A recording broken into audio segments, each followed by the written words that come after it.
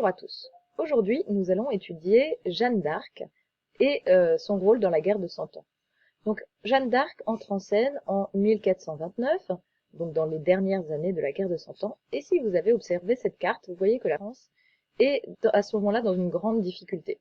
Vous voyez donc que le roi de France ne domine plus que la partie de la France qui est au sud de la Loire, et tout ce qui est au nord de la Loire est contrôlé par ses ennemis, soit directement par le roi d'Angleterre, et vous voyez que le roi d'Angleterre a un atout de taille, c'est évidemment la ville de Paris, qui est la capitale de France.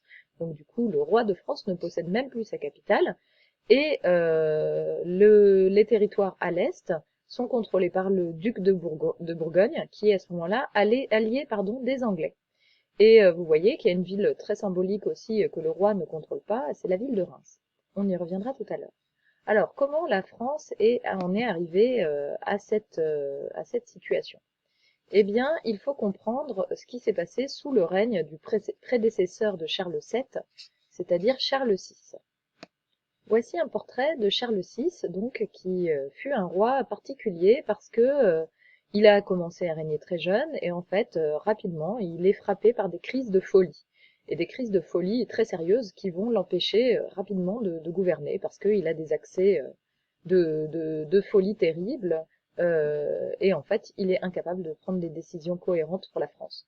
Du coup, eh bien, ça va être ses proches qui vont exercer le pouvoir à sa place, et du coup, la monarchie se retrouve dans une situation de faiblesse.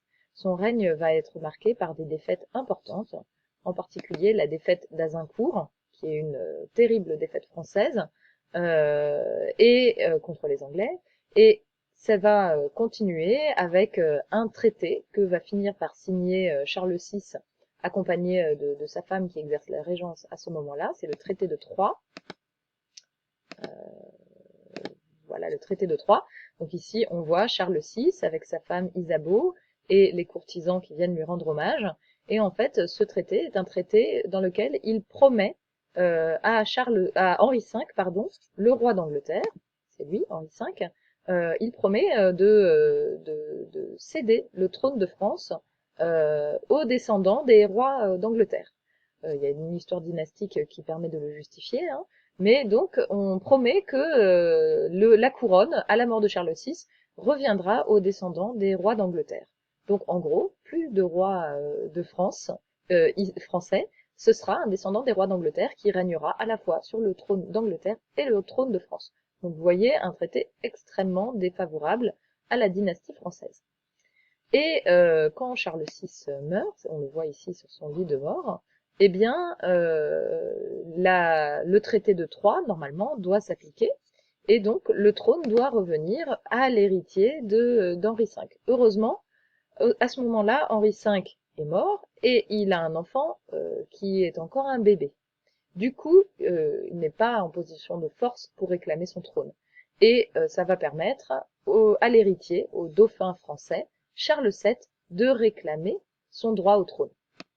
Donc on va se retrouver dans une période où il y a en fait deux rois de France, l'héritier d'Henri V, Henri VI, qui est donc un bébé, et Charles VII, qui devient roi de France, mais dans des conditions un petit peu particulières, puisque la tradition n'est pas respectée.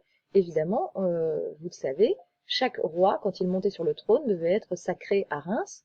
Or, Reims, à ce moment-là, n'est pas aux mains des Français, et du coup, le sacre à Reims, pour Charles VII, est totalement impossible. Et il ne peut, du coup, considérer que la tradition a été respectée. Et ça va avoir son importance dans l'épopée de Jeanne d'Arc, puisque ça va être un des premiers soucis de Jeanne d'Arc, de permettre au roi d'être sacré à Reims. Donc voilà le contexte absolument désastreux pour la France, dans lequel va entrer en scène Jeanne d'Arc. Je vous invite à présent à faire l'activité sur Jeanne d'Arc et je vous donne rendez-vous dans la prochaine vidéo pour voir son épopée en détail.